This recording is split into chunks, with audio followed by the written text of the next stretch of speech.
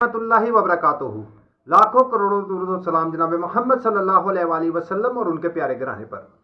آج کا جو میں نے ٹاپک چوز کیا نا، وہ میں نے دین اور مذہب میں جو فرق ہے نا، وہ ہماری امت کو آلموسٹ پتہ ہی نہیں ہے۔ وہ دین اور مذہب میں فرق کا ان کو پتہ ہی نہیں ہے۔ میں نے کہا اس کو تھوڑا سا وضاحت کے ساتھ بیان کر دوں۔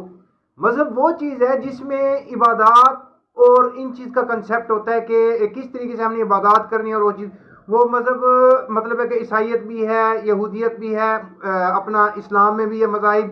اب یہ مذاہب ان کو آپ فرقوں میں بھی لے سکتے ہیں کہ کوئی فرقہ کس طریقے سے، جو فرقے قرآن پاک نے سختی سے منع کیا بنانے کا لیکن ہم نے بنائے ہوئے ہیں، ان میں ہر کسی کی عبادات کے طریقے مختلف ہیں، اس کو آپ مذہب کی کیٹیگری میں لیں گے۔ دین جو ہے نا، دین ایک ہی ہے جو شروع سے چلا آ رہا ہے۔ دین ایک ہے جو شروع سے چلا آ رہا ہے، جناب آدم علیہ السلام سے لے کر جناب محمد مصطفیٰ صلی اللہ علیہ وآلہ وسلم تک دین اللہ کا نظام، دین ہے اللہ کا نظام۔ اس میں صرف اور صرف عبادات نہیں ہے، اس میں صرف اور صرف عبادات نہیں ہے، اس میں مکمل اللہ کا نظام قائم کرنا جو ہے وہ دین ہے۔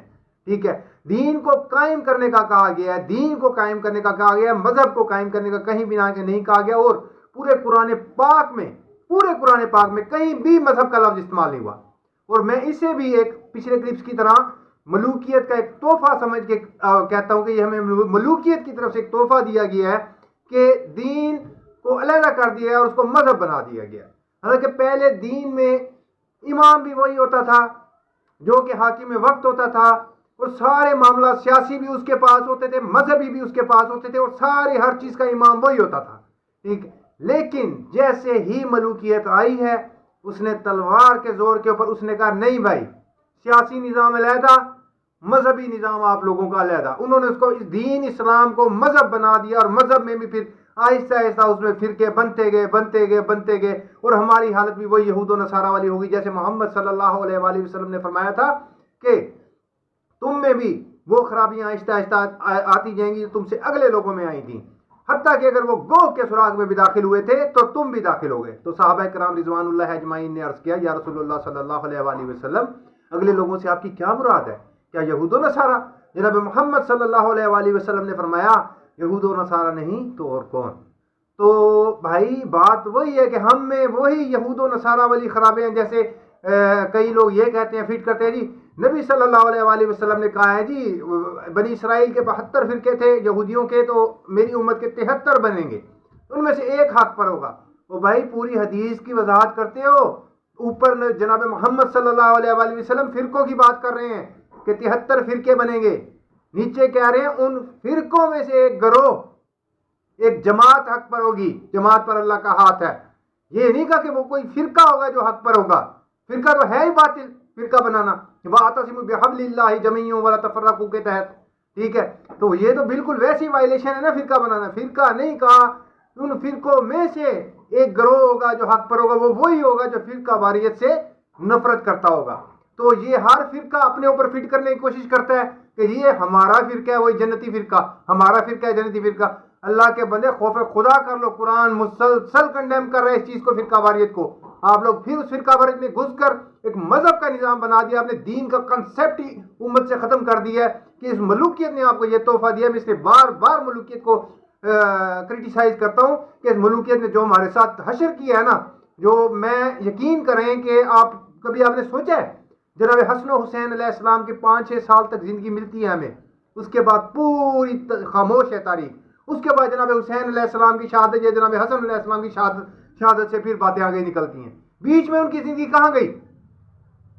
جناب حضرت ابو ذر غفاری رضی اللہ تعالیٰ عنہ، ٹھیک ہے، جناب مقداد رضی اللہ تعالیٰ عنہ، جناب سلمان فارسی رضی اللہ تعالیٰ عنہ، کتنے جلیل القدر صحابہ کرام رضوان اللہ اجمعین ہیں جن کی شروعات محمد صلی اللہ علیہ وآلہ وسلم کے دور تک تو ڈومینیٹ لائف ملتی ہے، اس کے بعد ان کے بارے میں تاریخ خاموش ہے، پھر ان کی وفات کی ہی خبر ہمارے سامنے آئی ہے۔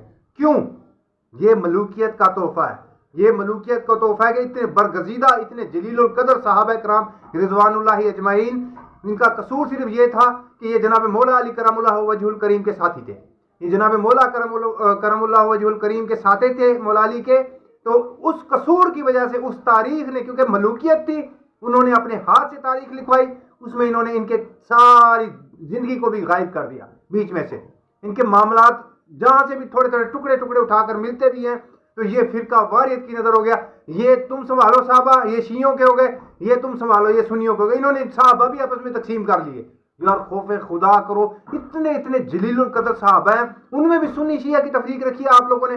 जनाब अबू ज़र गफारी रज़ी अल्लाह तआला अन्हु का मकाम का कोई तस्वर कर सकता है? जनाब मोहम्मद सल्लल्लाहु अलैहि वसल्लम ने फरमाया था, इस नीली छतरी के नीचे इस वक्त अबू ज़र गफारी रज़ी अल्लाह तआला अन्हु से ज्यादा सच्चा इंसान कोई नहीं है। जनाब अम्मार बिन यासिर रज़ी अल्लाह तआला अन्हु के बारे में फरमाया, अम्मार सर के बालों से लेकर पांव के नाखून तक ईमान से लबालब भरा है। और फिर जनाब अम्मार बिन यासिर रज़ी अल्लाह तआला अन्हु के बारे में फरमाया कि अम्मार की ज़बान और दिल को अल्लाह पाक ने शैतान से महफूज कर दिया। ये तो तमाम वो सहाबा हैं जिनकी फजाइल बयान की गए। ये जनाब मौला अली करमुल्लाहु वजहुल करीम के साथी थे। जनाब अम्मार बिन यासिर के वालिदैन जनाब सुमैया रज़ी अल्लाह तआला अन्हा और जनाब यासिर रज़ी अल्लाह तआला अन्हा इस्लाम के पहले शहीद थे, जिन्हें अबू जहल ने बेदर्दी के साथ शहीद कर दिया था। उनकी कुर्बानियां क्यों सामने नहीं आती? उनका कसूर ये है कि वो जनाब मौला अली करमुल्लाहु वजहुल करीम के साथी थे, इसलिए ये मलूकियत ने हमें तोहफा दिया है। कभी उनकी पढ़े ना आप कुर्बानियां। हमारे अहले सुन्नत वाले क्यों नहीं उनकी कुर्बानियों को उठाते? आप लोगों ने क्यों डिवाइड कर दिया है सहाबा कराम रिज़वानुल्लाह अजमाइन को कि ये तुम्हारे ये हमारे? यार कुछ खौफ खुदा कर लो। उन सहाबा के मकाम तो देखो, कितने ऊंचे ऊंचे मकाम थे। और सिर्फ आप लोगों ने फिरका वारिद में पढ़ के एक मज़ाहिब अलहदा बना, दीन में ही मजहब बना लिए। दीन एक ही है। मेरा क्लिप रिकॉर्ड करने का मकसद है, दीन एक ही है, दीन इस्लाम। और दीन इस्लाम एक पूरा एक आइन है, जो मेरे हर क्लिप में एक इस चीज़ पे जोर देता हूँ कि बात को समझ लें। दीन इस चीज़ का नाम नहीं है नमाज रोज़े और ये इबादत का सिर्फ इस चीज़ का नाम नहीं है। दीन पूरी अल्लाह की शरीयत को नाफिज करने का नाम है। फिर मैं आज के इबादतगार मुसलमान को अलार्मिंग तौर पे कह रहा हूँ कि जनाब जिब्राइल अलैहिस्सलाम को जो हदीस है मोहम्मद सल्लल्लाहु अलैहि वसल्लम के उन्होंने फरमाया, जनाब जिब्राइल अलैहिस्सलाम को अल्लाह पाक ने हुक्म दिया कि फला फला जाके बस्ती को उलट दो। तो जनाब जिब्राइल अलैहिस्सलाम ने अर्ज किया, या मेरे अल्लाह, वहाँ पर तो फला बंदे भी हैं तेरे जिन्होंने तेरी मासियत में एक पल भी खर्च नहीं किया, एक पल। ये देखें इतना आला मकाम इबादत का कि एक पल भी नाफरमानी नहीं की। जना तो अल्लाह अज़्ज़ व जल ने जल्लाल में फरमाया कि उन बदबख्तों पर तो पहले उल्टो, उनके सामने मेरी शरीयत पामाल होती रही, मेरी शरीयत की धज्जियां उड़ती रही और उनके चेहरों पर मेरी गैरत का तगय्युर तक नहीं आया। तो ये तुम लोगों के लिए है जो इबादत गुजार बने फिरते हो ना, माथों पर मेहराबें बनी हुई हैं और सजदे दे रहे हो और खानकाहों में छुपे बैठे हो या आप साइडों पे हो, तो ये तुम लोगों के लिए है कि तुम लोगों को अल्लाह पाक फरमा रहा है इनके ऊपर तो, बदबख्तों के ऊपर तो पहले उल्टो कि मेरा आइन मुअत्तल था और तुम लोग अपनी खानकाहों में छुपे बैठे थे। दीन कायम किसने करना है? कुरान पाक बार बार दीन को कायम करने का कह रहा है। दीन तुम लोगों ने कायम करना है, आप लोगों ने कायम करना है। कुछ होश के नाखुन लो। मलूकियत ने तुम्हें यह समझा दे कि बस ठीक है अपना काम सीधा रखो, दूसरों की दूसरे जाने। नहीं, ये बिल्कुल भी नहीं है दीन। दीन है अल्लाह का निज़ाम कायम करना। जहां जहां आप जिस जिस हालात में हैं अपनी एफर्ट्स को पुट करते रहें और दीन इस्लाम को कायम करने के लिए अपनी कंट्रीब्यूशन डालते रहें, ठीक है? नहीं तो अल्लाह के यहाँ आप जवाब दे होंगे। हदीस जिब्रील अलैहिस्सलाम मैंने आपको सुना दी है और ये हसन हदीस है, सही हदीस है, इससे कोई इनकार नहीं है। तो इससे भी अगर कोई बंदा इबरत हासिल नहीं करता तो वो फिर इसके ऊपर इन्ना लिल्लाहि व इन्ना इलैहि राजिऊन ही पढ़ूंगा। ये मेरा आज का पैगाम था। दुआओं में याद रखिएगा। फी अमानिल्लाह।